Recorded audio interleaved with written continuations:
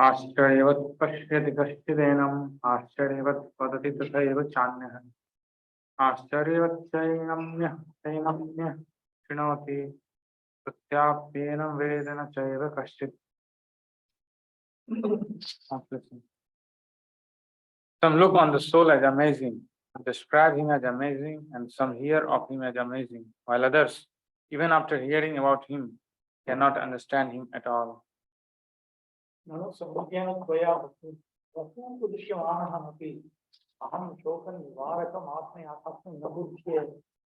are omniscient, you know everything. And even though you are instructing in so many ways, I am not able to understand the true nature of the Atma, which can remove my lamentation.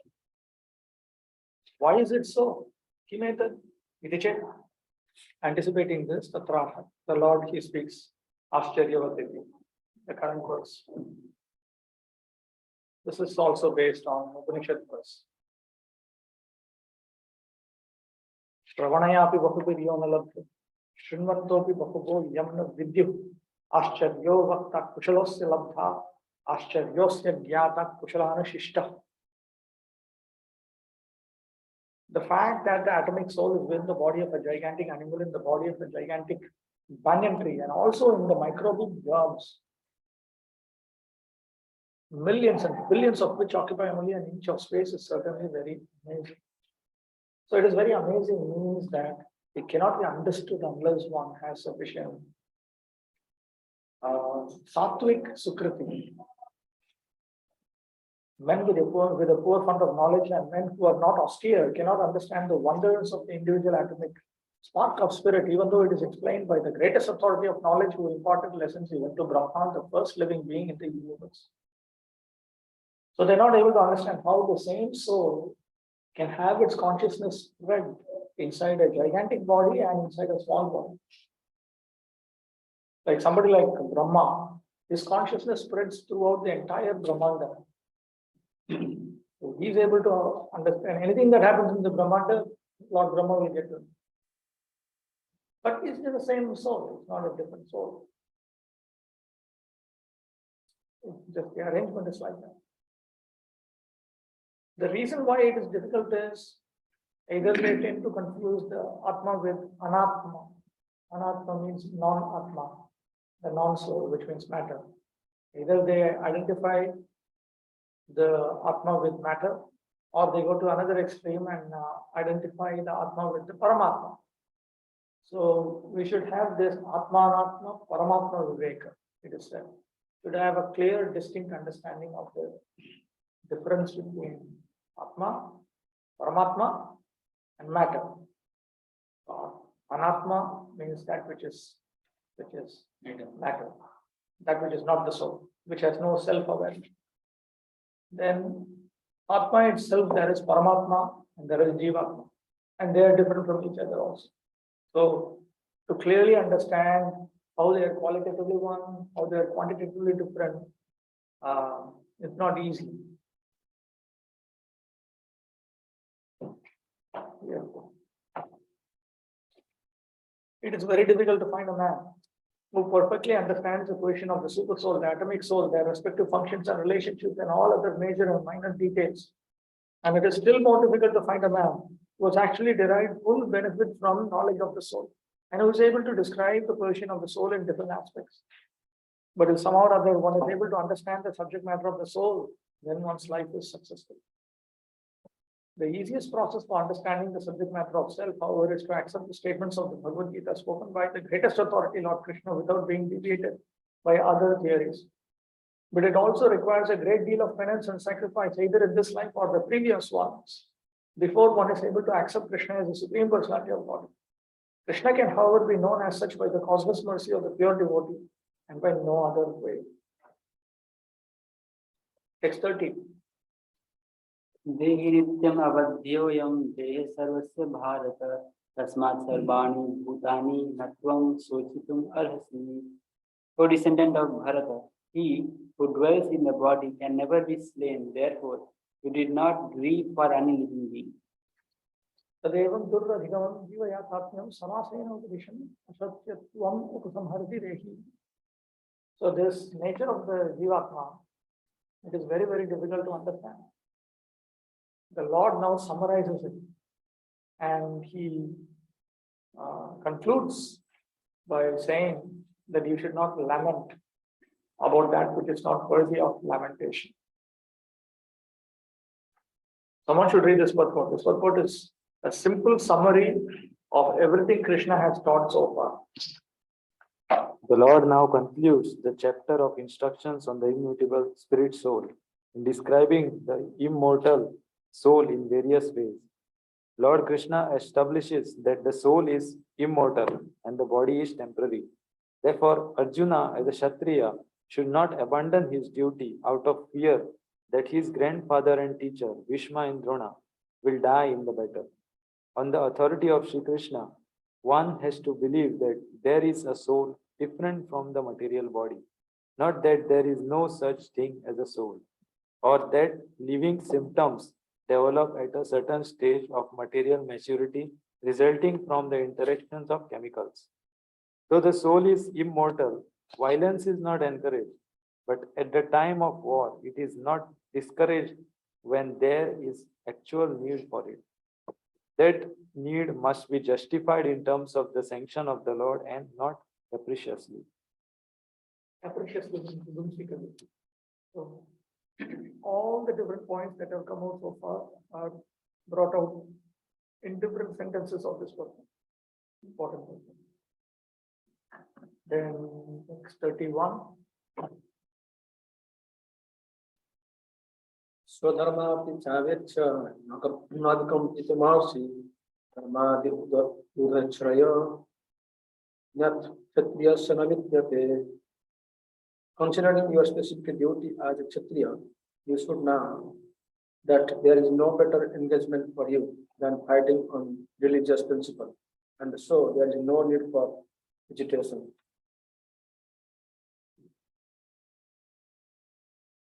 So now the Lord is going one step further.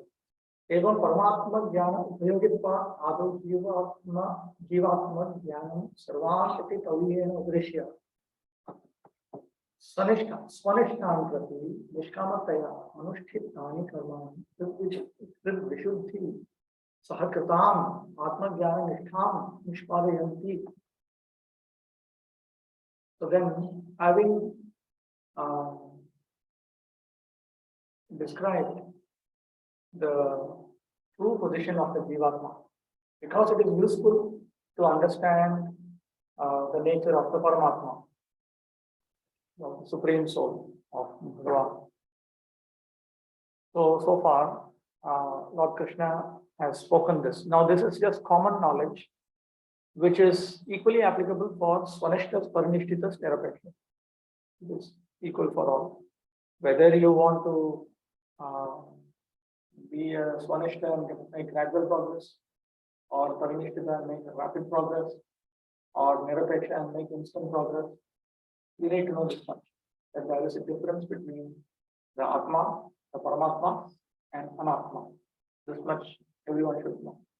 Now the Supreme Lord is going to talk about the Swanishtas and how they can attain purification. In fact, the first 6 chapters is dedicated to helping the Swanishtas.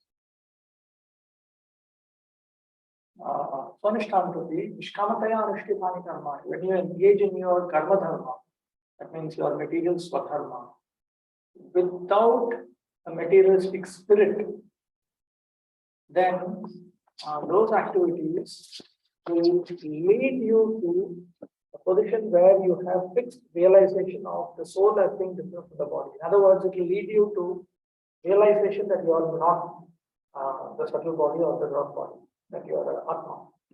And that will come along with the purification of the heart. Purification of the heart means freedom from lust, anger, greed.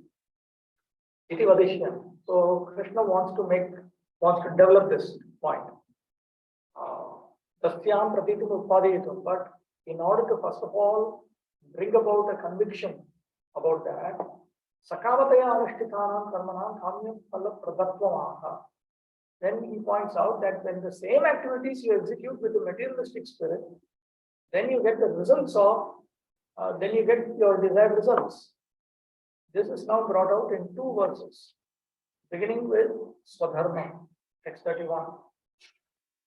स्वधर्मम् अपि चावीक्ष न विकाम्पितम् अर्हसि यज्ञादिति बुद्धश्चयो अन्यात् क्षत्रियस्य न विद्यते. Okay. Follow it. Considering your specific duty as Kshatriya, you should know that there is no better engagement for you than fighting on religious principles, and so there is no need for hesitation. Yuddhas Nalu Kshatriyasya Niyatam. A war is a regular activity for the Kshatriya. And it is prescribed for him. He cannot avoid it. Agnihotra, just like a Brahmana has to engage in fire sacrifices, Kshatriyas have to engage in these activities. They cannot escape from this duty. Tatcha Shatru Prana Vibhamsana Rupam Agnishtoma Pashu Himsana Van Na Pratyavaya Nimittam. It does not lead to any reverse, it does not throw you back, it does not give you a lower birth, it does not degrade you, even though it involves violence.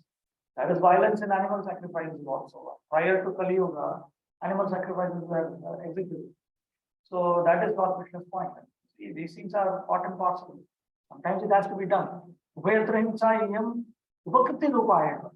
In both situations, the violence is actually doing benefit to the one who is being killed. Inayor, Deshal, Lokayor, Yagena, Divyayor, Stayor, Lava. Because one will attain inferior body, inferior life, and attain superior body, celestial body in a celestial abode. And this is stated in this Smriti. So in this manner, Nija Dharmanavekshya, Vikampitam Dharma, Prachalitam Narhasi. You should not tremble in fear when you look at your particular Swadharma.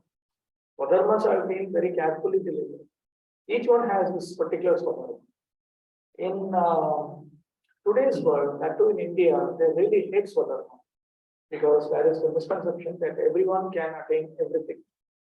I have some talent, therefore I can become the best teacher. But in the Vedic system, as I keep saying repeatedly, the entire focus is on the next life. This is not a very surprising system. You go to company, you work now in order to be paid next month. You are always paid afterwards. First you work, then only you get payment. So in the Vedic system also, first of all you perform pious activity, then next month you are paid. The effect of that Smriti will be given to you. So imagine if you have somebody who says, I'm working, no, while I'm working, I need money has to keep coming. Then you have to do some business or something. You cannot do a job, because in job and all you work, they see how you perform, what your attitude is, everything, and then at particular time only they give you. So in the Vedic system, you do everything properly. Lord Vishnu and his representatives, demigods, they are watching. And then you will get the results later on. Without understanding that, if you think you only live once, if you think you live only once, everything in Vedic culture seems absurd, oppressive, tormenting. You think, what is this? This is like some Hitler's governance. You cannot do this, you cannot do this. This one I cannot do that one I cannot do that, woman cannot do this, children cannot do that. Yeah, nothing, basically, nobody can do anything. So they think now instead of all this thing, let's follow the American way of life. Now, where there is a will, there is a way. You just need to do. You like to dance, dance. You like to sing, sing. Whatever you like to do, do. That's it. There's no such thing as prescribed duty. There is only prescribed pursuit. And the pursuit is whatever you have a talent for, you do it. Whatever you like to do. But here we notice here Arjuna, he doesn't want to fight. He wants to become wants to go to the forest. But Krishna says, no, this is yours for dharma. Even this entire war, millions of, hundreds of thousands of people are going to die. All because of Swadharma. They just ask for 5 villages. If those 5 villages were granted, there would be no Kurukshetra war. This entire World War hero took place only because of this Swadharma. Swadharma is so important that even if hundreds and thousands of people died, because that is the basic building block of civilization. So you should not tremble in fear. Don't consider it is my Swadharma, my Nijadharma, and it is inconvenient. And it has got nothing to do with whether the king is nice or not nice, whether everywhere you will have some imperfect authority. Or in today's world, to tell a woman that you need to serve your husband is almost abuse.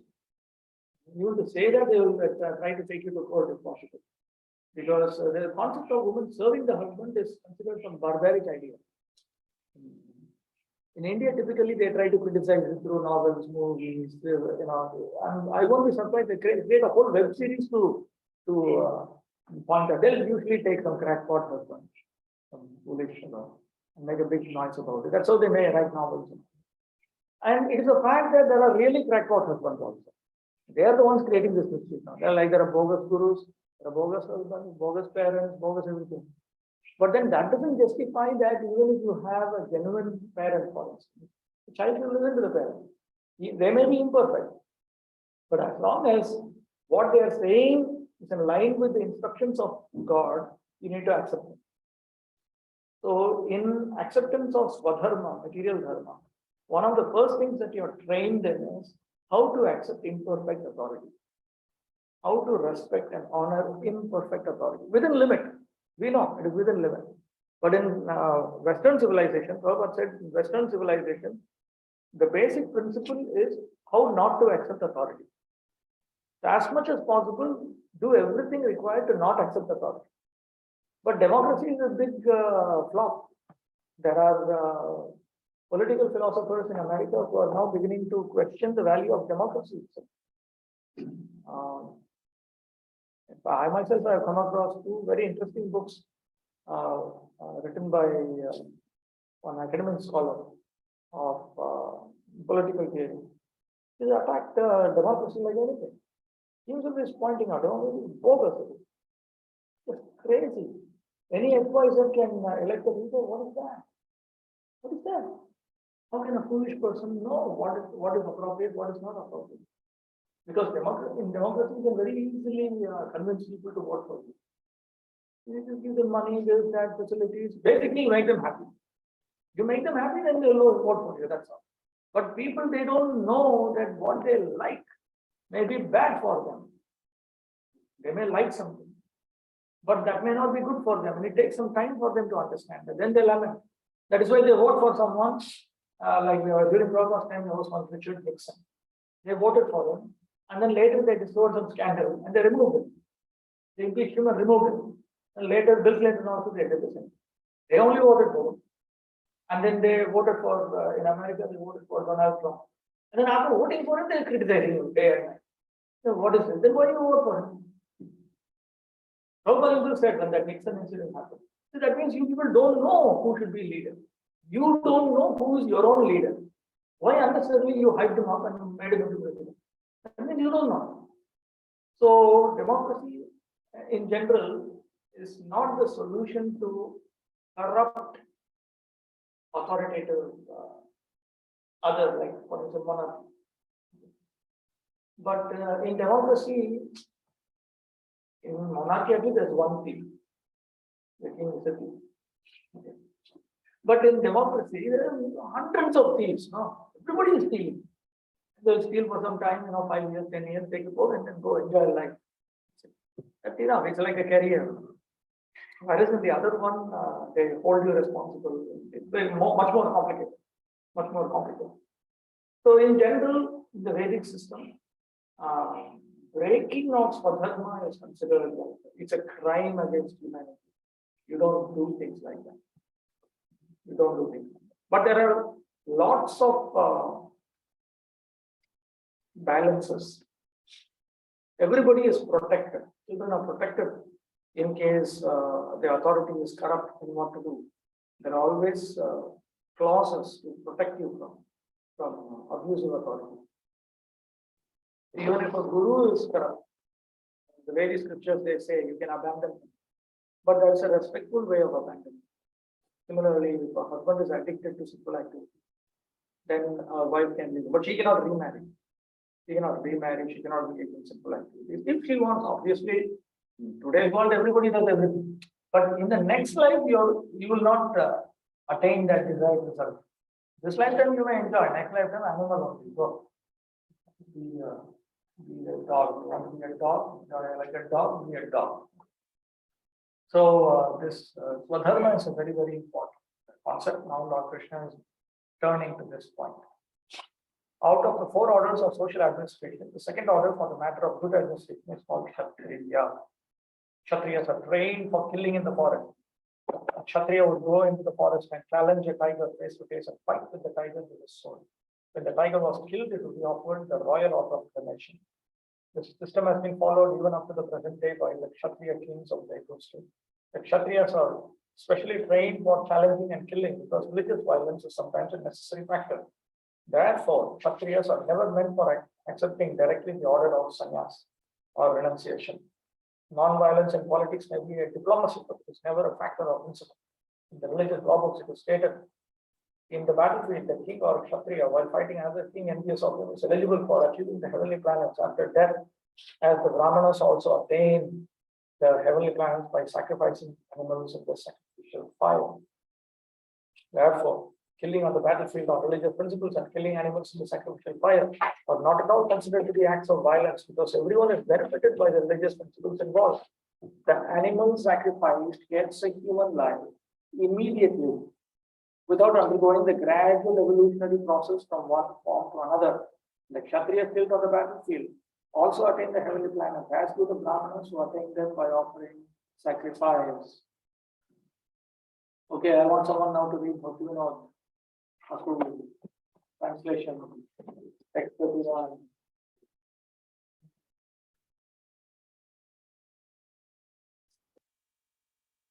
Someone, please. The soldier here for one will not fear because there is no restriction of mind according to the dharma of the Kshatriya. The reason is by that one protects citizens, punishes the wicked, and maintains the earth with dharma.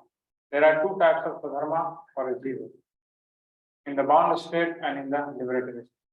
In the liberated state, the jiva's dharma is without upadhi.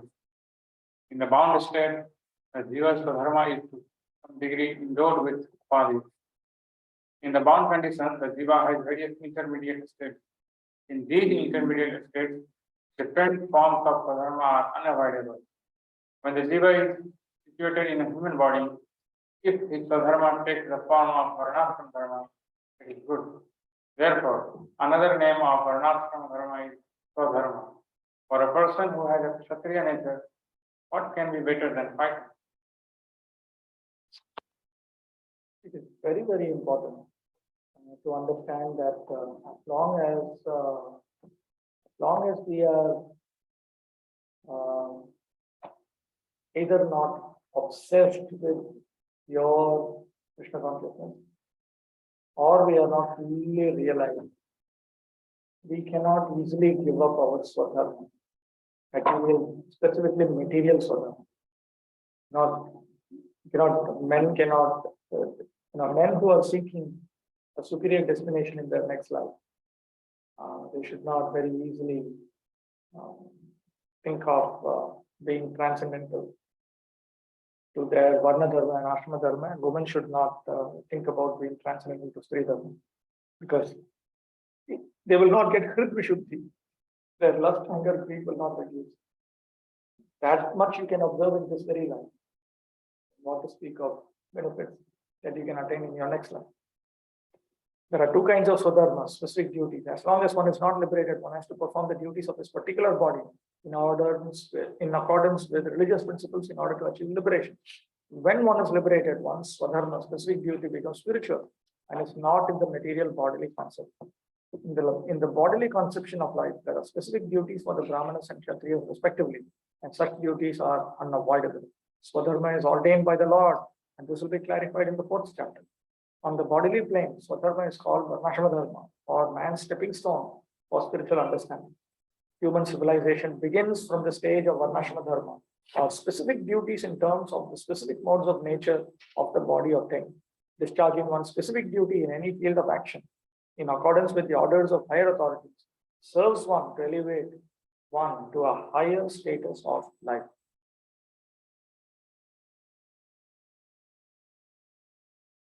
So that idea is very strongly embedded, that this life is a preparation for my next life. Not only in the Vedic system, even in other religions. Look at the Muslims, look at the Christians, look at the Jews, everywhere. Religion means that which gives you benefit in your afterlife. So that concept has to be very clearly understood. Those who do not believe in an afterlife will always find it difficult to subdue those who believe in an afterlife.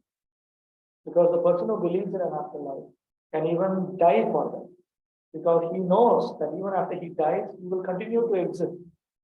So he is not actually losing. Terrorists are like that, then Huh? terrorists next time will get the one they'll train like that. In general, all religions accept the afterlife. But terrorism is a very domestic misapplication. But in my opinion, anyone who's a terrorist should be given life in, or he should be killed. And it does not have to be a religious terrorist, it can be a non-religious terrorist also. If I think that you do not believe what I believe, and therefore you should be killed, then you are a terrorist. So I believe in communism, you don't believe in communism, should kill you. So now I'm a terrorist, a political terrorist. I believe in Islam, you don't believe in Islam, and you don't want to accept Islam, so I'll kill you. So now that's a religious terrorist. In Krishna consciousness, we don't have this concept of terror. We don't say that those who don't accept Krishna should kill them. This is nonsense, it's complete nonsense. I believe in feminism, you don't believe in feminism, so I'll kill you. Another kind of political terrorism. Yeah. Anyone who has this idea should be first of all put in jail. If the jails become overpopulated, kill them. It's a stupid idea. What is this? Allow people to be what they are. Even Krishna is allowing them to be what they are. As long as, that's why there is Maryada, there are boundaries. There are boundaries. If you are very, even for Mayapur, Prabhupada, he gave very clear instructions that amongst our own initiated devotees living in Mayapur, the Brahmana devotees should be living in one physical area, the Kshatriya devotees another area, Vaishya devotees another area, Shudra devotees another area. Especially for families, it's very, very important. You're married, your wife becomes a close friend, you belong to Brahmana category, and your wife becomes close friends with the Vaishya lady. Then all the time that lady will say, oh, I'm not having enough money. Because Vaishya is all artha. For them, money is their oxygen. If there's money is reducing, oh, crisis, oh. And this Brahman lady, for Brahmanas, they are meant to be as poor as possible. Brahmanas are meant to accept the vow of voluntary poverty. It's a Brahman. But a Vaishya, he's allowed to be as rich as required, but he has to just do a lot of charity. The values are different for each Brahman. So then it becomes a big mess now. It becomes a big mess. And the Kshatriya family, they'll be happy to take up violence. As soon as possible, they get an opportunity to fight, they'll fight. Come on, kill this person, shoot this person. Whereas Brahmanas cannot mix with that group. Therefore, the Shrotriya Brahmanas don't even go to palaces. They stay in their ashram. The palace, they'll say, low class. Go inside the palace. They speak all speak. The Kshatriyas are allowed to speak a little bit of diplomacy. Vaishyas, they can speak absolute falsehood. So the Brahmanical standard is get lower. So they are very, very careful about it. So each varna is meant to be distinct. And each varna, then they can also be comfortable. Why everybody should try to go for Brahmanical standard? Brahmanas cannot even do love marriage. You cannot choose your wife. Forbidden. Kshatriya, love marriage is the default. Normal. Shudra, they are allowed to just give them some pocket money. And there are very little restrictions for them. And it's a pyramid anyway. Brahmanas are minority, Shudras are majority. So let everyone be comfortable in their area. Everybody wants to claim to be Brahmana, and then you tell them what a Brahmana is, what a Brahmana is not. That they cannot handle. How many of them can sit and study to simply do puja? If there is any trouble, then you have to remember the Khalayam of Shastri. That's all. That is Brahmana. You cannot try to solve it. Kshatriyas always try to solve the problem because they have Ishvara Bhava. What is it? It's a problem. I'm meant to solve it. Meant to solve it. Brahmanas are very philosophical people. Yeah, I'm suffering and others are suffering. Let's all suffer. That's all. I go on. Just chant Hare Krishna and then go on. This is Brahmanas will think like that. So each Varna, for basic sanity of everyone, should be given its own space. Don't disturb them. Don't disturb them. Don't let the Kshatriyas be the Kshatriyas. Okay, fine. Now with the Bhakti, same. The 21 duties of Sattva-guna, the Jnana activities, that will be the same. That's okay. That will be the same. But apart from that, their basic lifestyle, their way of thinking, this will be different. It's a very comfortable system. In today's world, trying to pack up everyone into the Brahmana, come on, you expect a Kshatriya, Vaishya, Shudra to follow 4 regulative principles, to have sex only inside marriage and that too only for having children. They don't even follow it. In ISKCON, they don't know who follows. Very rarely they follow. You tell them, they just make fun of you. You say, what kind of crazy idea you have? What is this? If you're like this, your wife will leave you. So, but for Brahmanas, it's normal. It's normal. Yeah, of course, it's innovative. In India, actually, you can go to the different Vaishnava lines and they'll tell you, yes, Brahmana, the 4 regular principles that we keep talking about, these are actually Brahmanical standards. But Prabhupada introduced it for everyone, even at the time of first initiation, he put it up. So, first initiation, from that point, you should avoid sinful activities. So, at that point, it will be brought in 4 regular principles. So, the Vaishnava first initiate, it is a very exalted position. So the Vaishnava Brahmana has to be much more. Sannyasi even more terms and conditions. And the ideal Vaishnava should be even more than that. Much more than that. Okay. So as long as one is not Nirapeksha, or as long as one is not fully realized, he must accept his material duties. Also for ladies, they should accept that material duties. Where is that? 3 tracks. So somebody please, we should I should have it printed. Have it printed. It's very important. I cannot keep showing it all the time. But I will just have it in a printout form. Unless one is Nirapeksha. The Nirapeksha, he moves forward and very rapidly comes to this point, the 3rd milestone. And only at this point, only when you reach the 3rd milestone, there is no engagement in material duties. Material duties or material swadharma is called karma. Until then, it is always there.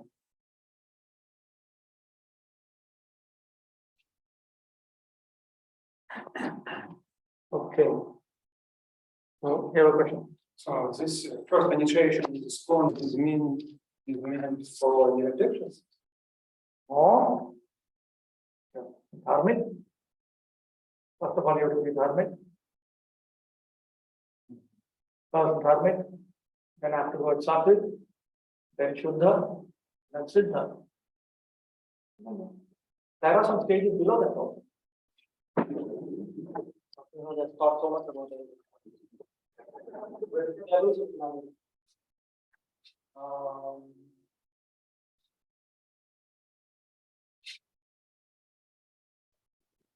there are those who are attaining perfection.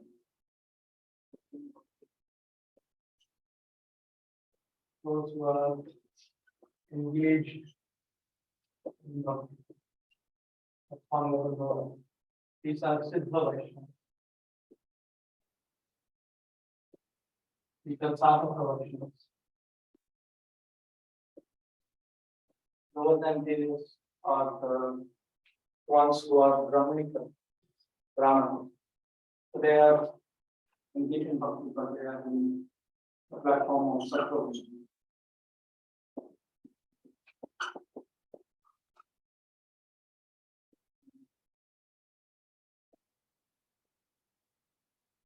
Bhakti only considers this pure Sattva Vaishnava.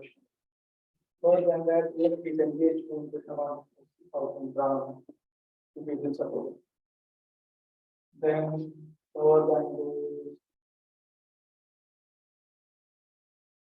the army.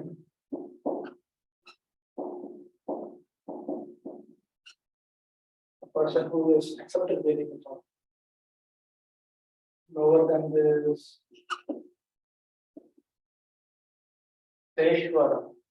He is king. He accepts the authority of one supreme God. Lower than this Naitika, a person who accepts niti, morality, some policy, some code. All of us should agree to follow some set of rules, and all of us should follow that. Then lower than this is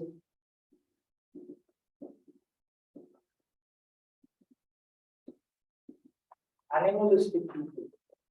People who are simply follow their bodily instincts, they don't even accept any rules. Given the opportunity, they'll simply kill others and eat them. Just absolute animalistic. Jungle life. One year human. Scientific achievement. Moral life. Spiritual life. Instinct life.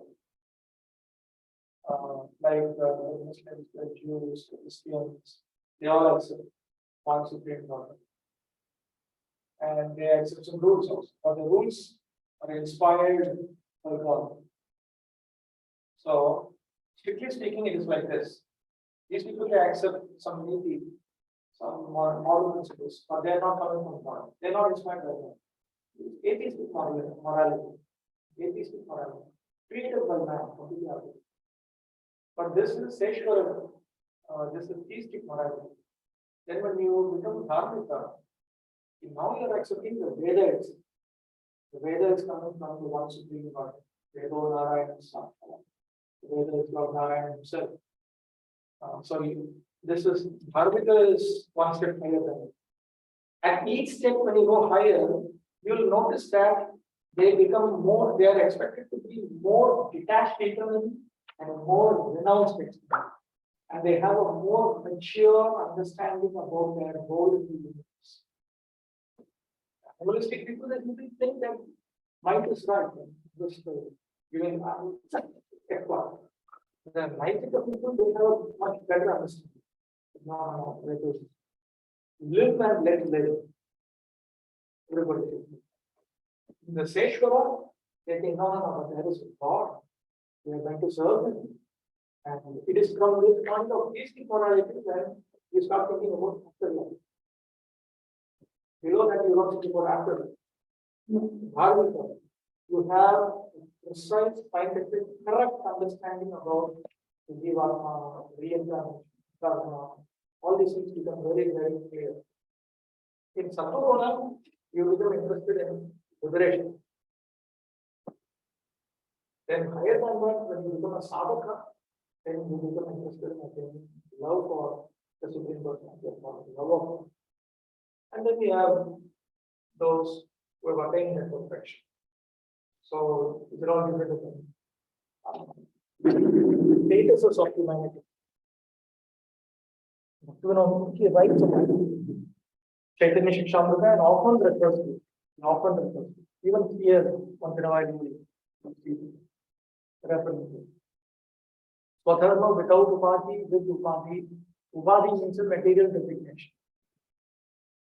Okay, let's continue. Text 32. Yadrichaya च पापानां स्वर्गद्वारमपावृतं सुखिनः क्षत्रियाः पार्था लभन्ते युद्धमीदृशम्. Upatha. Happy are the Kshatriyas to whom such fighting opportunities come unsought, opening for them the doors of the heavenly planets. But what? Can someone read it?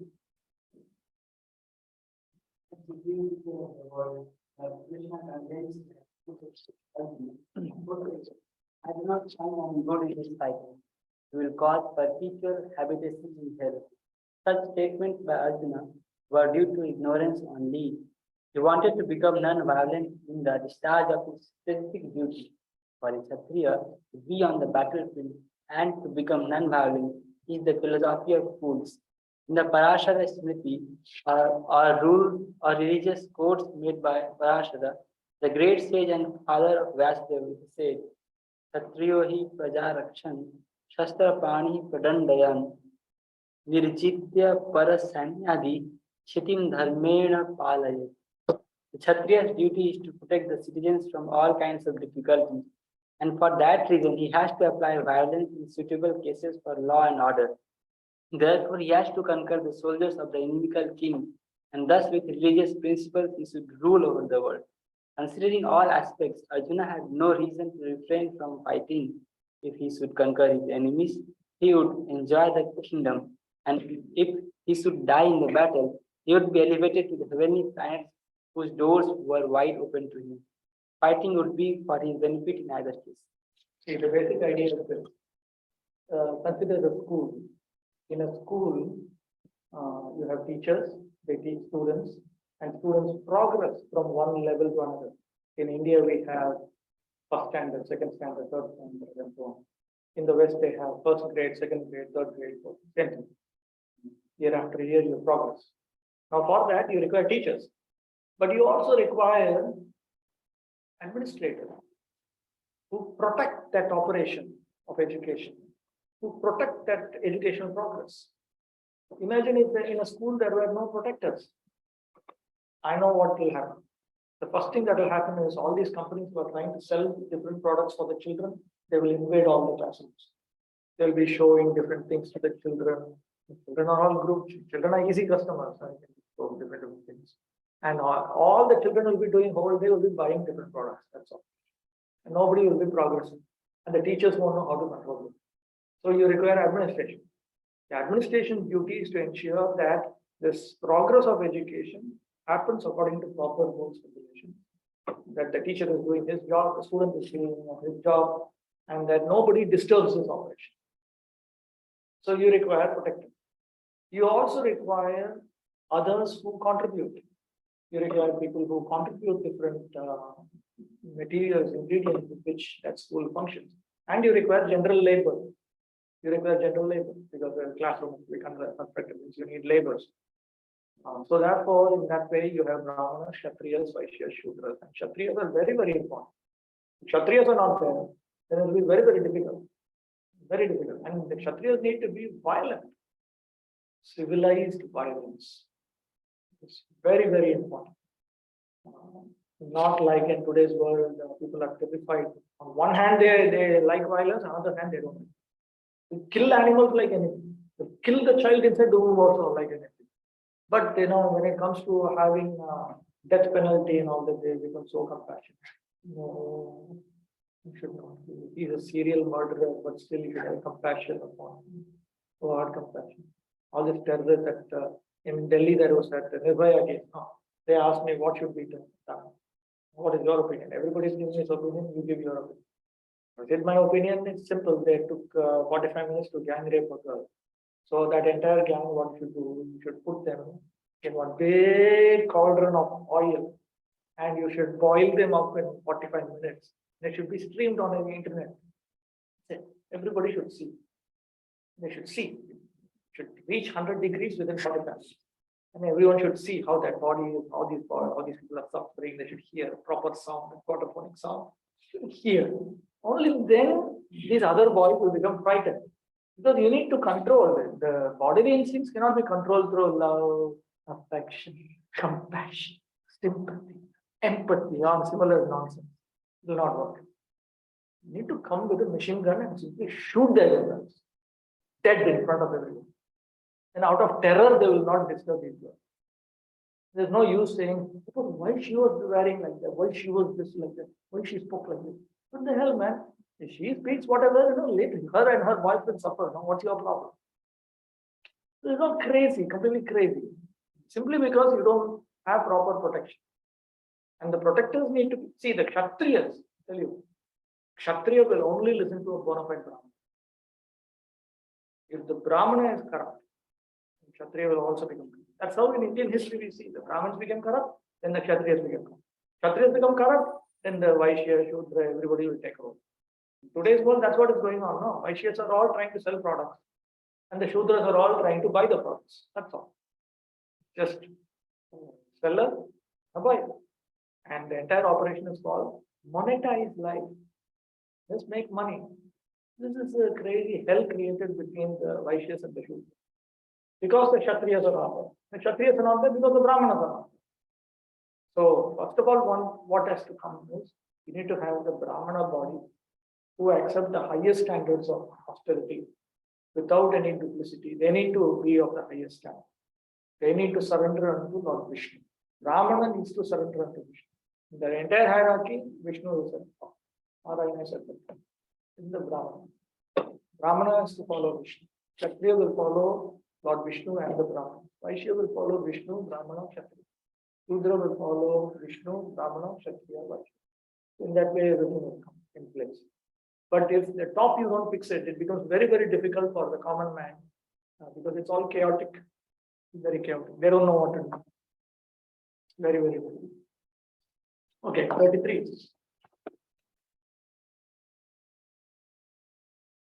अथ चेत्त्वयं धर्म्यं संग्रामं न करिष्यसि ततः स्वधर्मं कीर्तिं च हित्वा पापमवाप्स्यसि. If, however, you do not perform your religious duty of fighting, then you will certainly incur sins for neglecting your duties and thus lose your reputation as a fighter.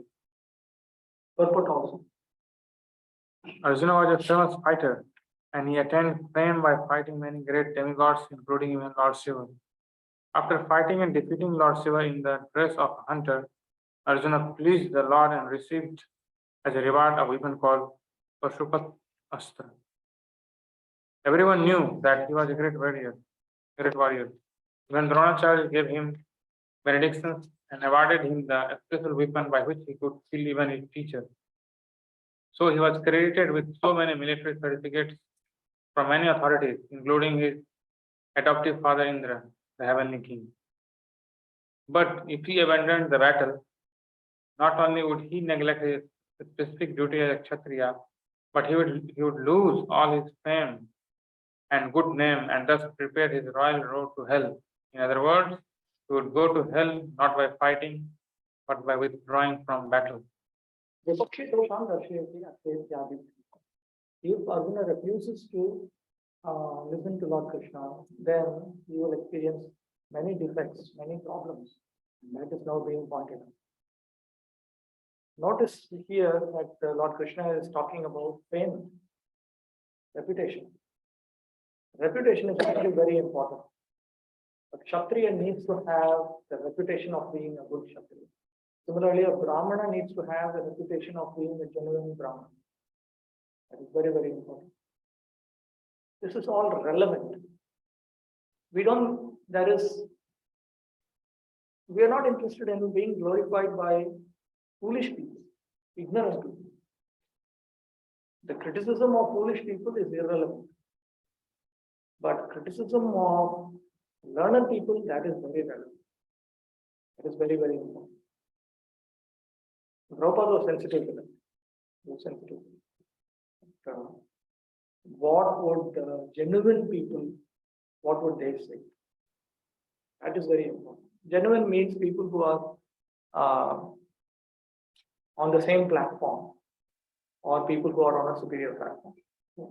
people who are on the same platform or people who are on a superior platform. That is relevant. Not people, we are not bothered about what some atheistic moral people, whether they say what they criticize. There is no use, who cares for them?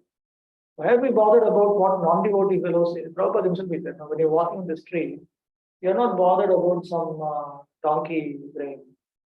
He said like that you're going in the street and so many non-devotees they criticize you. That is a stupid nonsense.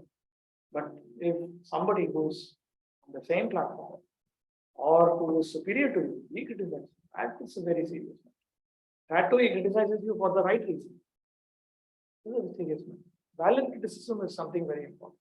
Like here, Arjuna is doing something by which he can receive valid criticism. This is a very serious matter. Reputation is a serious matter. We should not become transcendental to considerations of reputation. 34. Kasaya chanti evyam sambhavitasya chakirtir marnad atirichyate. People who always speak of your infamy, and for a respectable person, dishonor is worse than death. Read the purport. Both as friend and philosopher to Arjuna, Lord Krishna now gives his final judgment regarding Arjuna's refusal to fight. The Lord says, Arjuna, if you leave the battlefield before the battle even begins, people will call you a coward. And if you think that people may call you bad names, but that you will save your life by fleeing the battlefield, then my advice is that you do better to die in the battle. For a respectable man like you, ill fame is worse than death. So you should not flee for fear of your life. Better to die in the battle. That will save you from the ill fame of misusing my friendship and from losing your prestige in society. So the final judgment of the Lord was for Arjuna to die in the battle and not withdraw. So this is not just ordinary infamy. This will become forever, forever. People will always speak of your infamy. This is perpetual infamy, perpetual lack of reputation. This is one step worse than just ordinary. Okay, it's one thing that you criticize at one particular point in time and it can be repaired. This cannot be repaired. This cannot be. After you die, all the people will say, oh, that fellow, well, he did that. And for a person who is used to being respected, infamy is worse than death. It's a great punishment for a person like a guru, like a sannyasi, like a king. Whenever they walk, people are Prabhu. And when these people are being criticized, these people, XYZ comes and makes fun of you publicly, and you are unable to prevent it. It hurts. It hurts. And there are people who are so embarrassed they cannot even come out in public. Live in home. Don't even want to come out. Because when they come out, immediately people will recognize. So for respectable people, dishonor is worse than death. Matter of ordinary psychology. 35. भयानन परतम मत्स्यमिते त्वं महारथः येषां च बहुमतो भूत्वा अस्य शिलाघवम्. The great generals who have highly estimated your name and fame will think that you have left the battlefield out of fear only, and thus they will consider you insignificant. Nano, Pulakshay Doshat, Harumyach, Vinigrutasya Mama Katham Atirtisya. I'm giving up this war because it is wrong to destroy the family. And out of my compassion, how I can get infamy? Then Krishna says, no, the great chariot fighters, Maharathas, Duryodhana and others, they will say that you got frightened because of Karna and others. They will not consider what is this compassion. This is the only reason why a hero will give up a war. A hero will give up a war only for this reason. Why a hero will give up a war for another some moral reason, something. These things are not going to happen. They will think that you are left out of fear for your life. And thus their high estimation of your personality will go to hell. Nahi shurasya shatru bhayam vina bandhu snehena yuddhan uparate. Hero will not give up a war out of affection. He will give up only out of fear. See, the entire Kshatriya group, they are like this. They are good gangsters. They have that spirit. As soon as there's a problem, immediately it gets solved. Be a man. This is all Kshatriya psychology.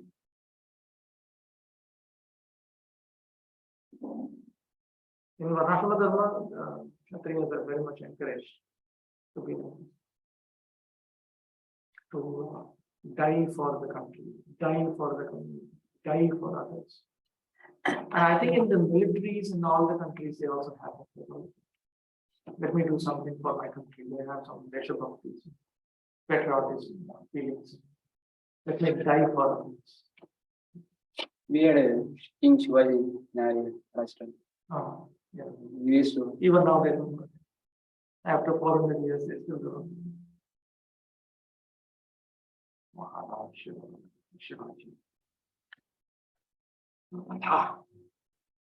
Live like a Maratha, die like a Maratha. Protect Sanatana Dharma. If it is applicable in the right manner, then it's fine. But otherwise, it's waste of emotion, waste of energy. But at least the very fact that they're willing to sacrifice for the sake of others, that is far better than all these selfish characters. Far better. One step better. They just need to be guided. At least in India, I know that Kshatriyas will only listen to genuine Brahmanas. You become a genuine Brahmana, then they will listen. But they will test you. Test you for 25 years. Once they are convinced, then they will listen to you. Yes. Present time, there are some wars, for example, between Russia and Ukraine, and for the Kshatriyas, for the Vaishnavas who have such inclination, the Kshatriya fight, would it be dharmic to engage in such war? If it's not a dharma yuddha, it's a waste of time. If it's a dharma yuddha, it's a waste of time. That is dharma yuddha. Like the battle in Kurukshetra. This is dharma yuddha. That's the basis for it. There's one party which does not want to give direct opposition to the other party's demand in accordance with the principle of Swati. So there is a war, and the war is also fought on a proper basis. It's only between sunrise to sunset, and there are several rules, regulations. So that is something. It is civilized fighting. It's not just not like a raid. It's not like a raid. You go and just kill. I don't want to kill, finish, kill. Kill the one, and then take the children, employ them as your slaves, and rape all the women. What is all this nonsense? It's not like that. It's civilized. Between sunrise and sunset, they're fighting. After that, they're friends. They're friends, even though they know that tomorrow I'll see you back and kill you. Still they're friends. Because they know, the first thing is they know that you are not going to die. You cannot die. You are an Atma. You reincarnate. You cannot die. But your body will die. Body will. I would like to be the cause for the death of your body also. That's it.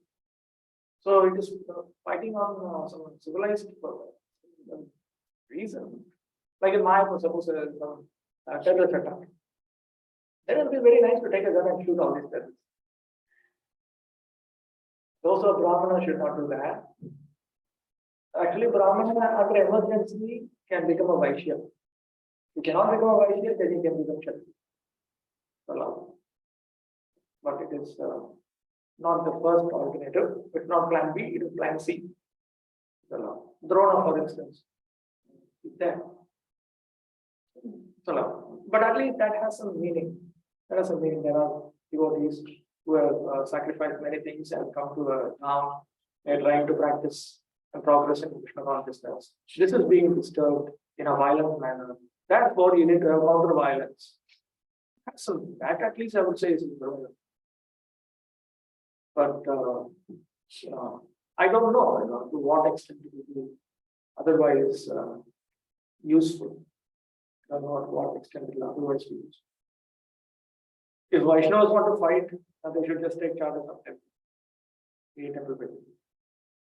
Protect them. There will always be some reason for fighting. Kshatriya without a fight, what? Kshatriya means he likes sex, he likes romance, he likes to fight, he likes to quarrel. Complete Rajoguna. This is the bread, butter, jam. Without that, what he'll do, life will be too boring. If Brahmana means it's all routine, same thing. Because he's interested in all these spiritual things like purification of heart. But Kshatriyas have their role to play. Kshatriyas do require inspiration, and that inspiration are genuine Brahmanas. If there are genuine Brahmanas, then the Kshatriya do this. Okay, next verse. वाच वदंश बाहुं विदिशन्ति तव हित निन्दन्तस्त्वं समर्थ्यं ततो दुःख अतरं नु किम्. Your enemies will describe you in many unkind words and scorn your ability. What could be more painful for you? Scorning the ability and all is the most dangerous thing to do with Kshatriya. You're telling things like you cannot do it. That you're talking about his samarthya, his ability, or his inability. That hurts him. And he will remember it for at least 25 years. You said that. That day, you said that. Kshatriyas require a lot of respect. They need to be constantly glorified. That's their oxygen. They cannot function without it. It's just their subtle bodies like that. The Varnas are distinguished by subtle body, not the gross body. Of course, you need to have the right gross body. You cannot have a skinny fellow like me claiming to be a Kshatriya. He has to be strong. Physically, he has to be strong and powerful. In fact, the Vedic system is far better than today's system. In today's, the military is segregated, and you have a legislative group which makes laws, which is separate, and then you have the judiciary, which is separate. But in the Vedic system, the Kshatriya does all the three. He has to do everything. He is trained in all the three aspects because he has to implement the law. The person who learns the law, he can implement the law correctly. So you have Brahmanas also. As I said, there are some Brahmanas who assist the Kshatriya. B2K, 2 atoms of Brahmana, 1 atom of Kshatriya. There's something like that. They generally help the BK2, the Rajarshi. The Rajarshis are 1 atom of Brahmana and 2 atoms of Kshatriya. Chanakya comes in there. Chanakya is a Brahmana. Beautiful. No, he's not. Not at all. Nice. Your Brahmana is all spiritual. Shrotriya Brahmana. These are Brahmanas who have some Kshatriya names.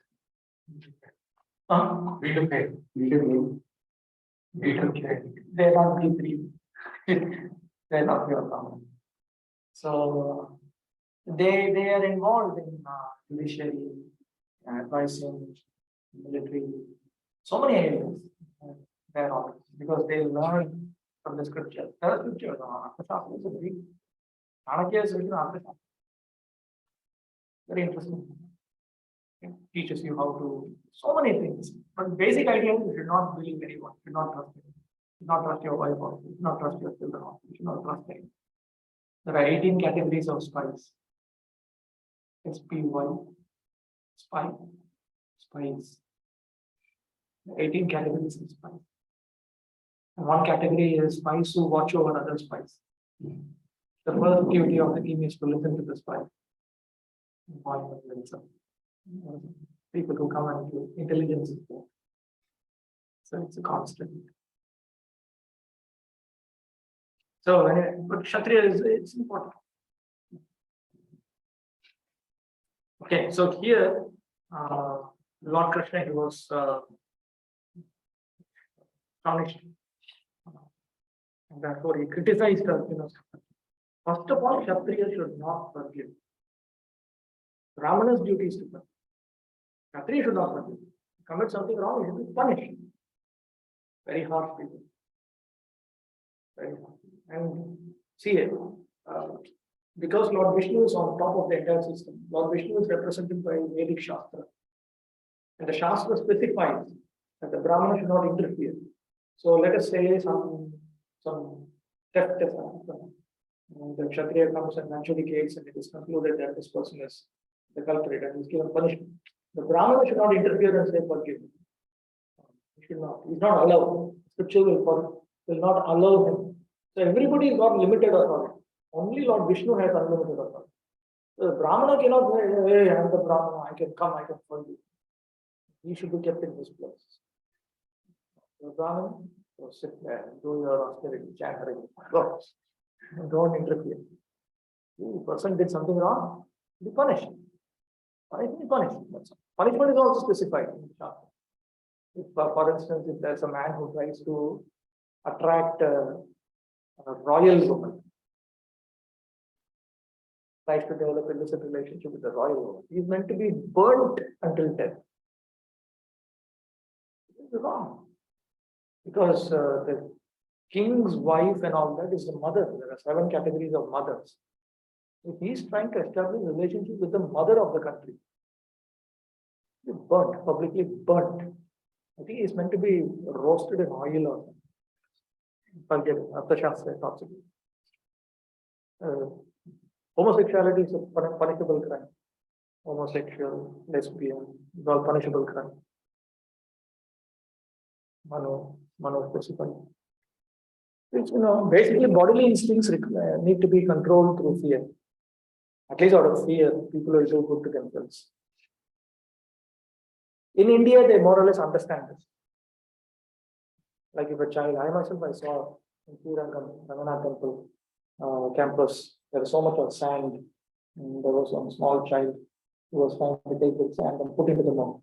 Before he put it into the mouth, the child's elder sister came and just give one slap. Just give one slap.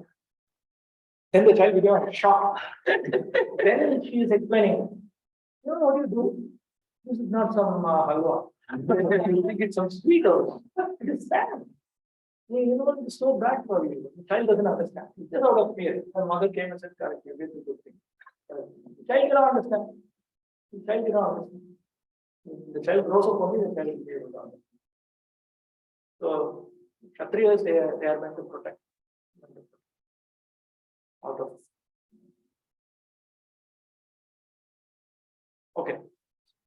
Text 37.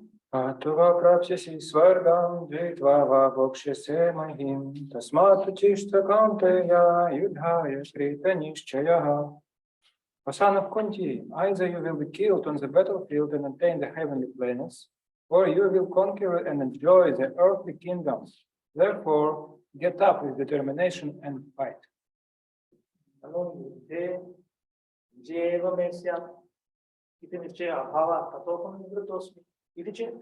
if Arjuna were to say, no, I'm getting out of this war because it's uncertain. I don't know. I cannot say for sure that I will win in this battle. So therefore I'm getting out. Then Lord Krishna says, whether you win or lose, you win. It is a win-win arrangement. You will only win. Either you go for war and you win, you get the kingdom and you enjoy. Otherwise, you die, you go to the heavenly planets and enjoy. You enjoy on both ways. Go. Text 38. समकृत्वा लाभ लाभो जया जयो ततो युद्धाय विद्यस्व नैवं पापम अवाप्स्यसि.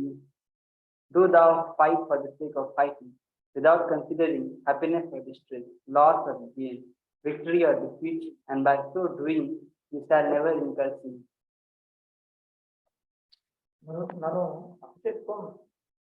इत्यादि पद्यात् व्याकृतः राज्याद्युद्देशेन कृतस्य युद्धस्य गुरुविप्रादि विनाशहेतुत्वेन पाप उत्पादकत्वम् इति चेत् say for the sake of my kingdom and so on, if I have to participate in this war, or because my guru, the brahmanas, these people are going to be destroyed because of this war. All of this is going to give rise to sinful reactions, isn't it? Mumukshu atmana yuddhamanasya. No, you participate in this war internally with the desire for liberation. Tava tad vinasha hetukam papam nasya. Then you will not get the simple reactions. So if one participates, it's one in one's mandatory duties. As I said, there is prescribed duty, vihita karma. There is also kamya karma, optional activities. Okay. Optional duties. This is not an optional duty for a Kshatriya. This is a compulsory duty. It's mandatory. It's swadharma. It's one's own specific duty. If one does it, but internally he's praying to the Supreme Lord, my Lord Vishnu, please, I'm doing this in order to become pure. Please give me the qualification to move towards liberation. Then he will not attain sinful reactions and so on. In other words, the activity itself may have its own defects, but they will not overwhelm you or become an obstacle in your moving towards liberation. That will not happen. Lord Krishna now directly says that Arjuna should fight for the sake of fighting because he desires the battle. There is no consideration of happiness or distress, profit or gain, victory or defeat in the activities of Krishna consciousness. That everything should be performed for the sake of Krishna's transcendental consciousness. So there is no reaction to material activity. The moment you bring in the point of liberation, you should remember that you have to also consider satisfying the Supreme Personality of God. You cannot get liberation unless Lord Krishna, Lord Vishnu are satisfied, because they have to give you liberation. Liberation is not something in the tree that you can go and pick it up. It has to be given to you. For that, you need to satisfy the Supreme. That is essentially Krishna consciousness. Evam mumuksharitya yodhatvam papam tad vinasha hetukam na avapsyasi. If following the pathway of a mumukshu, one who desires liberation, you fight, then you will not be destroyed. You will not attain sinful reactions. Alechu san yo vidhyate satat papam.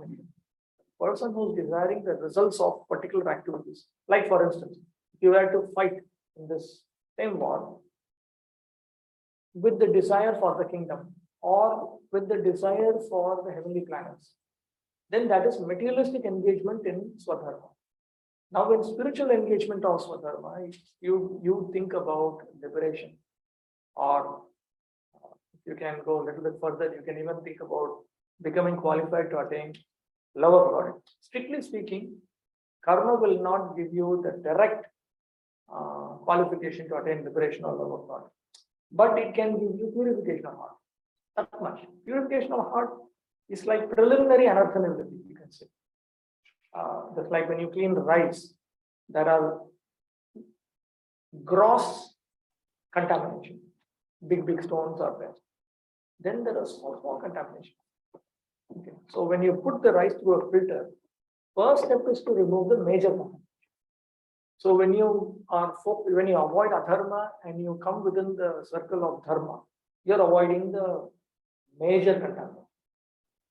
So that is what is called Vidvan.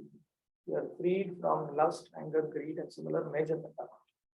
All the contamination can only go through jnana and then later through bhakti. Ultimately, all anarthas can only be removed from bhakti.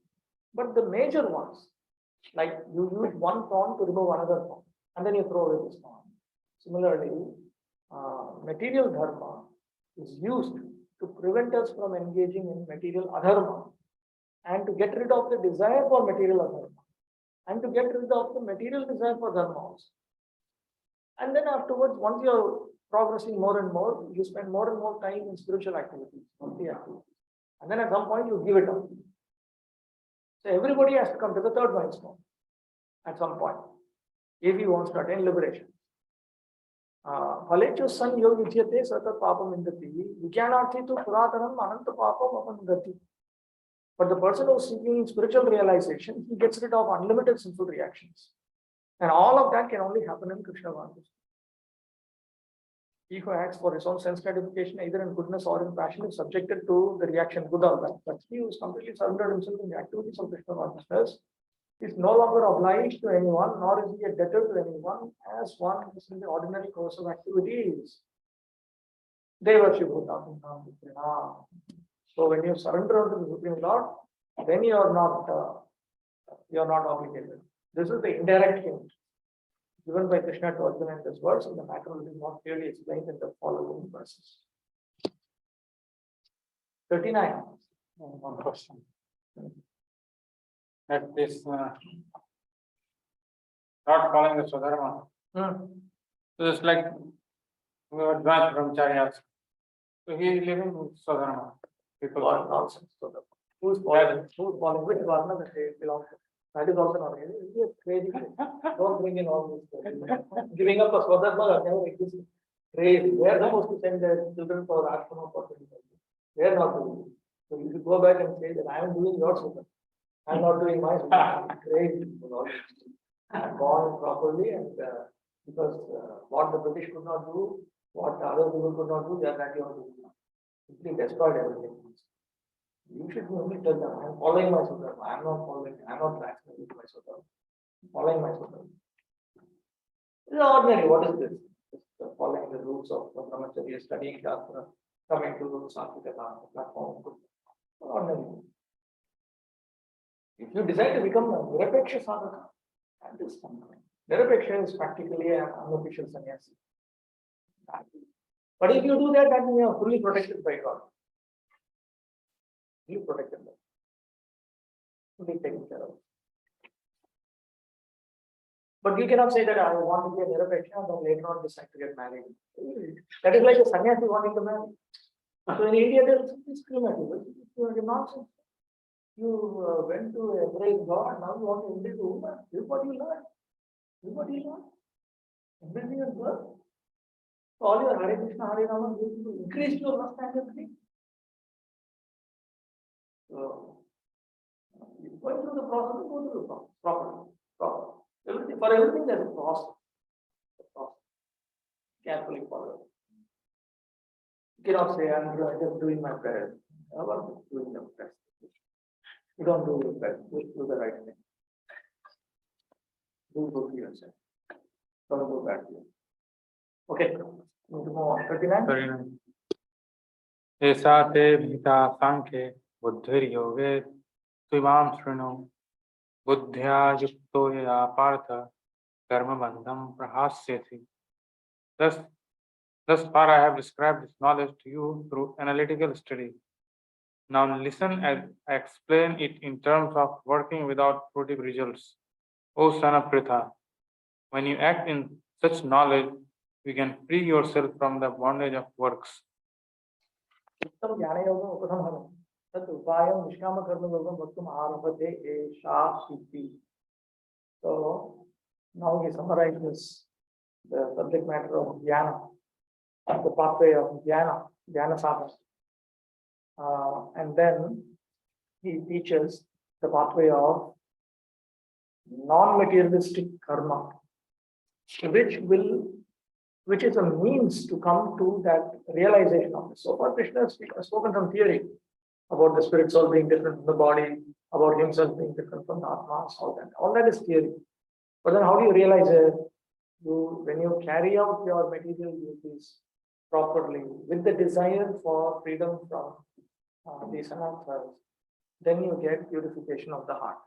Then your lust and your greed, all of this goes away, and then you become qualified to first of all realize that you are not the body. That is the beginning of spiritual realization. First you realize you are not the body.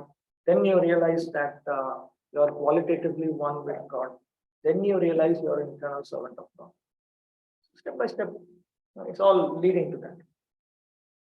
So therefore, now Krishna will now talk about the pathway by which you come to realize all this theory that Krishna has taught.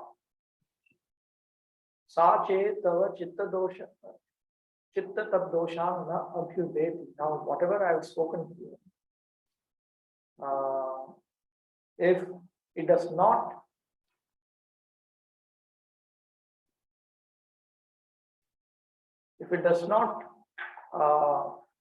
become an object of your realization, then you must engage in the pathway of Nishkama karma, which will awaken that knowledge from within the heart. In fact, this is the reason why in Vedic system, the Brahmanas have yajna, dana, tapa, and so on. Fasting, all of these things is meant to bring us to that point of purification. The basic idea is this: lust, anger, greed, pride, envy, delusion. These are all evil. In today's world, they think these are all wonderful. This is great. You must be yourself. You must be yourself and create hell on earth. Because if everybody wants to be himself or herself, there'll be nothing but hell on earth. So in the Vedic system, they recognize all of our instincts are actually evil. And they are actually presented by Maya. So therefore, in Upadeshamrita, the first topic is that. The first topic doesn't deal with Krishna and all this. Very gross. These are all urges, 6 forces, instincts. These instincts are evil. First of all, you get rid of these evil instincts. Of course, the way to get rid of it is through Krishna consciousness. But our first concern is that there should be no evil. These evil instincts will destroy yourself and will prevent you from realizing consciousness. So, same logic has been used here. That first of all, through executing these karma duties, you become pure enough to realize this. Karmani kurvana hatvam bhagavadagya mahaprayasani karmani kurvam tat uddesha mahimna tvad antar abhudiktaya atmajnana nishtaya samsaram karishyasi. When you engage in these activities on the order of the Supreme Personality of Godhead, you take up these great endeavors, and because of the glory of the goal, your goal is what? Your goal is not immediate enjoyment that you can attain. The goal is the final goal. Because you have that final goal in your mind, and therefore spiritual knowledge will awaken within, and then you will cross over samsara. Pashuputra Rajyadi Phalakam Karma Sakama. Whereas the same activities of karma, when you have as your goal to attain domestic animals, children, kingdom, all these assets in there, that is called sakama, materialistic. That's a materialistic flavor. Jnana Phalakam tu tan nishkama. Whereas the same set of activities, not a different set of activities, like warfare. Right now he's supposed to fight, but this warfare will give him purification of mind. Okay. That will generate jnana, spiritual realization. Iti Shastri has been paribhashyate. This will be clarified later on. Here Bhaktivinoda Thakur has given a very nice commentary. I want someone to read it out and read out the English translation. Intelligence related to Jnana, Sankhya has been explained. Now hear about intelligence related to Bhakti Yoga, O Partha. Endowed with intelligence related to Bhakti, it is possible to destroy samsara. Later it will be explained that there is only one yoga of intelligence, Buddhi Yoga. When this Buddhi Yoga is characterized by limits of karma, it is called Karma Yoga. When it surpasses the limit of karma and it reaches the limit of jnana, it is called Jnana Yoga or Sankhya Yoga. When it surpasses the limits of both, it touches on bhakti. Thus it is called Bhakti Yoga or pure, complete Buddhi Yoga. Intelligence related to separate tattvas of Sankhya, that is Jnana and Swadharma, has been explained. Now hear about intelligence related to both of them, O Partha. Endowed with intelligence related to yoga, it is possible to destroy samsara. Later it will be explained that there is only one yoga connecting karma, jnana and bhakti. When this yoga is characterized by the limits of karma, it is called karma yoga. When it surpasses the limits of karma, it reaches the border of jnana. It's called jnana yoga or sankhya yoga. When it surpasses the limits of both, such as bhakti yoga, it is called bhakti yoga or buddhi yoga or complete yoga. All tattva were separately explained through Sankhya Yoga. From verse 21 to 30, Atma Tattva was explained, and from verse 31 to 38, non-Atma Tattva in the form of Swadharma was explained. Next, the combination of both will be explained. By the yoga of both, finally, the true perfection of Atma will be described. So the basic idea is this. Right now, I may be engaging in minimal bhakti. Let me call it as, this is the first milestone. Okay. Here, I have accepted bhakti as one of my daily duties in my life. I give up simple activities and offenses. And most of my time goes in material activities which are in line with Shastra. But I execute those material activities with the spirit of Krishna consciousness, which means right now I remember Krishna. But apart from that, I eventually want to come to the point of pure bhakti. So, because eventually I want to come to that point, I am considered a bhakta. I am not considered a karmi or a jnani, even though most of my time is in karma. This is labeling on the basis of the ultimate goal.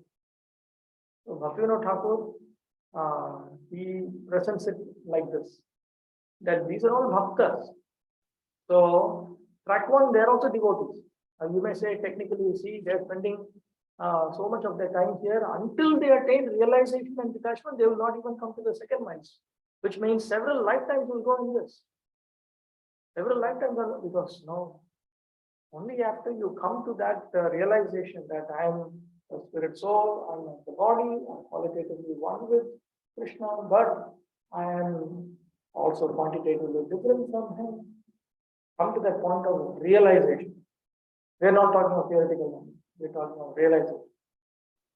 Till you come to that point only, they will enter into the second stage. Until then, they are in the first stage only. First stage is only go on doing it. Again. Then, because they have a desire for material happiness while making spiritual progress, those desires will go away. So, after internal purification only, they will come to the second stage. Whereas, if you look at track 2, track 3, just out of faith and enthusiasm, they will move into stage 2. Okay. So, it may appear that those in track 1, it may appear that they are not even bhaktas. What is this? Most of the time is going here. Like if you ask the Tattvavadi Sampradaya that what is the message of Bhagavad Gita, then they will quote statement, there's one statement here. What is that verse?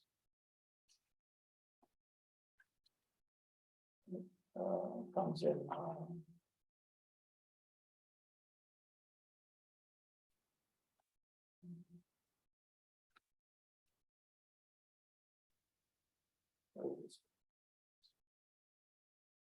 This is the one. This is the essence of whole Bhagavad Gita. Mai sarvani karmani sanyasya adhyatma chetasa nirashya nirmama bhutva yudhyasva vijatasva. So you should surrender all your works into me, full knowledge of me, without desire for profit, with no claims to gratitude, free from lethargy, fine. This is everything. This is the most important activity you can do. And this is what Krishna wants. Madhurya has given some indications to that effect. Because in track 1, this is your main activity. In fact, in track 1, this is how they think.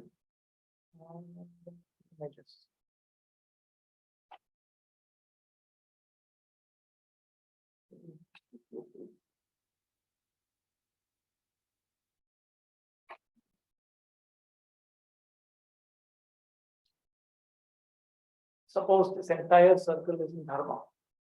Inside this dharma, you have common duties. 30 common duties. But inside the common duties, we have 9 fully spiritual duties. I already explained it. Okay. So in their opinion, all of this we should execute for the pleasure of the Supreme Lord Vishnu. This is exactly the first stage. The first stage is how you execute Krishna consciousness. So at this time, you don't start saying, oh no, but this is material duty, this is spiritual duty, this is sattvic duty. You don't start thinking of it. All 3 are meant to do every day. Until you realize you are not the body, until you realize that you are qualitatively one with the Supreme Lord, that means you are similar to Him. Basically, that's what it means. Similar to Him. And until you realize your duty is to serve Him. After that realization, that may take several lifetimes. But after that realization comes, then you jump into this. Now, in the second stage, how do they think? Second stage is how they think. No, I'm sure.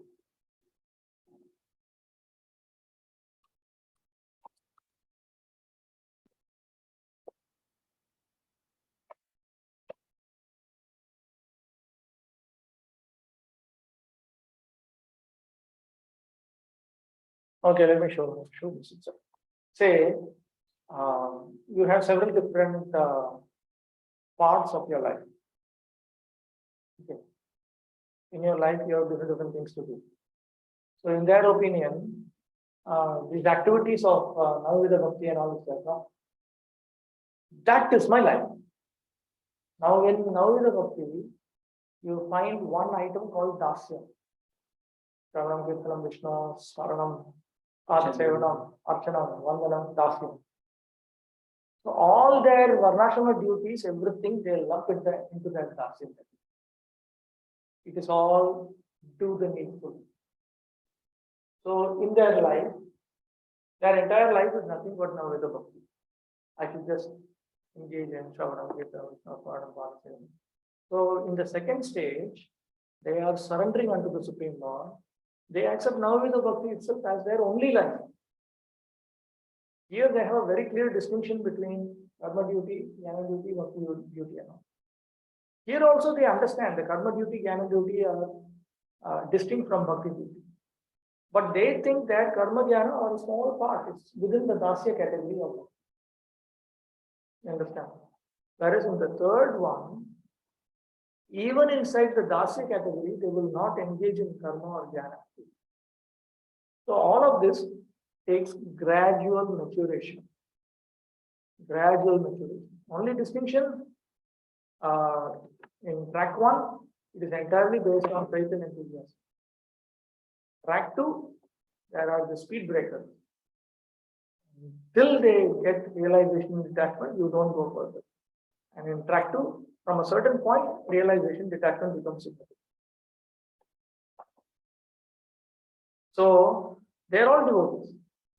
So the Swanishta group, they are all devotees. They are not non-devotees. That is a point that should be understood here. That is why Bhaktivinoda Thakur is saying, ultimate goal is devotional service. These people are devotees. Right now they may be engaged in karma predominant activity, but eventually they'll come to that point. So they are engaged, they are considered as devotees. Okay. Now, in the purport,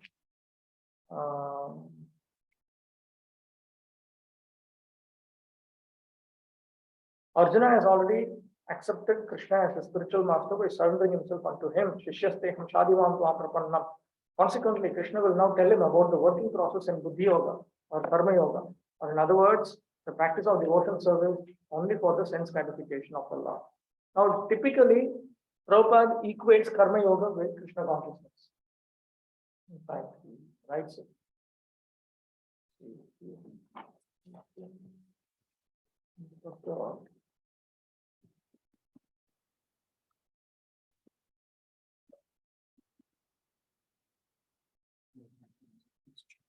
What is that? Fifth chapter, which is The title of the fifth chapter is Karma Yoga, Action and Krishna Consciousness. yeah, there's one place. in the 5th chapter. Yeah. This 5th chapter is a practical explanation of Krishna consciousness, generally known as Karma Yoga. So, don't confuse Karma Yoga with Bhakti Yoga always. When Karma Yoga aims at bringing you to the point of Bhakti Yoga, Karma Yoga is also called Krishna consciousness. Strictly speaking, Bhagavad Gita teaches Karma Yoga Krishna consciousness, Jnana Yoga Krishna consciousness, Ashtanga Yoga Krishna consciousness, and Bhakti Yoga Krishna consciousness. Because everywhere you remember your relationship with Krishna and you get trained to move forward. These are all different intensities of Krishna consciousness. Initially, we think only Bhakti Yoga is Krishna consciousness. But in Bhagavad Gita, it's now we are introduced to Krishna consciousness, intense Krishna consciousness, ultra intense Krishna consciousness. So stage 1 is Krishna consciousness. Stage 2 is intense Krishna consciousness. Stage 3 is I don't know how to describe it, absolute Krishna consciousness.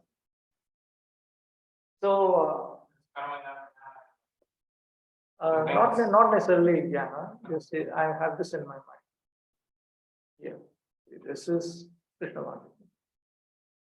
This is more Krishna consciousness. This is most Krishna consciousness.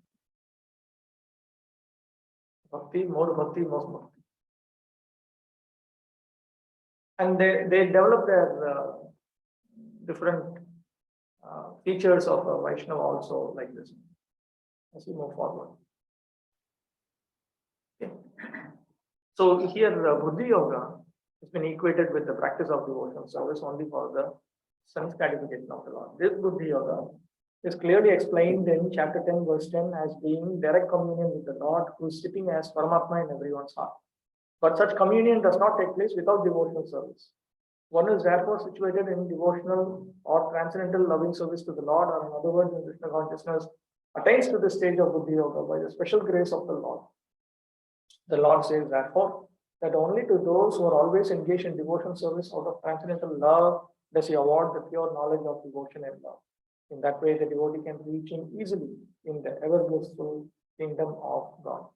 So, there are different ways by which one can move forward from bhakti to more bhakti to most bhakti. One way is this way, but then there is the other way through association. Faith and enthusiasm comes by submissive association. If I submissively associate with the person who is ahead of me and moving faster than me, see, I may meet somebody who is ahead of me, but he's moving at my speed because I am in track 1, he's also in track 1. That is a different thing. But if somebody is ahead of me and he's moving faster than me also, then if I submissively associate with him, I will also move at his speed. Like Prabhupada once he gave the example, it is one thing to drive a bicycle.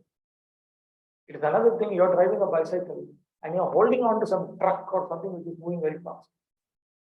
Now you're going at the speed of the truck. It's double speed it is. Or just like we see in airports, we have these elevator staircase. You just stand and it moves. So I would say track 1 is like that.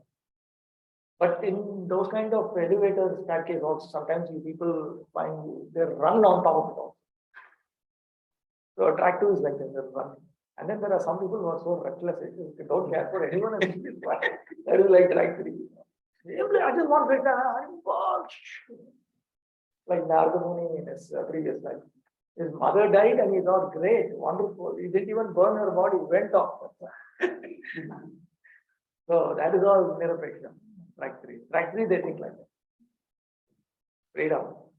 I got freedom to serve Krishna, that's all. That's all they want.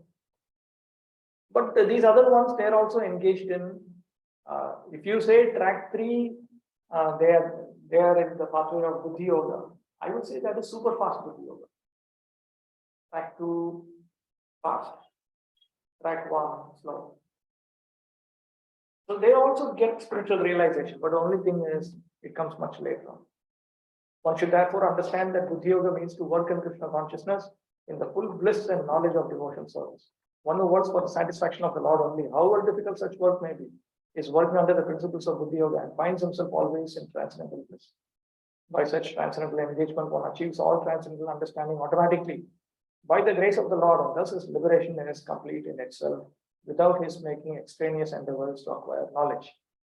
There is much difference between work in Krishna consciousness and work for fruitive results, especially in the matter of sense gratification for achieving results in terms of family or material happiness.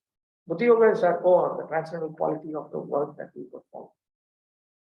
40, I want someone to read. Yes.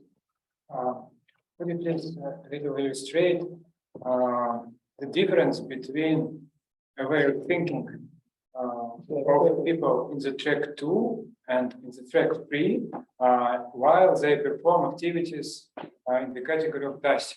There's a difference in their mentality. How to distinguish the people in category in track 2 and in track 3? Track 3 for them, they will not accept any material beauty even as part of us. Simply doesn't exist because I'm not. It is track that dasya simply do the needful. Okay. So they say it is not needful. Not needful. Not needed. No need. I don't need that. I don't have any material beauty. It is not needed at all. Very simple for me. Needful means in Navavida Bhakti, within the actual items of devotion. This track 2 people, they think, I have a body, I need to take care of my body. I have my family members, I need to take care of them. So therefore, I need to take care of them. I am doing the needful. In track 3, what family? Nothing, I have nothing. Me, Krishna, pure devotees, perfect pure devotees, that's all. This is also my relationship. We will stop now. 11:31.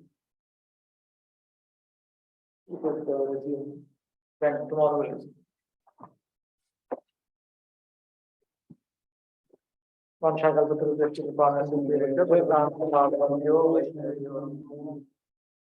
Somebody should remind me when I get late.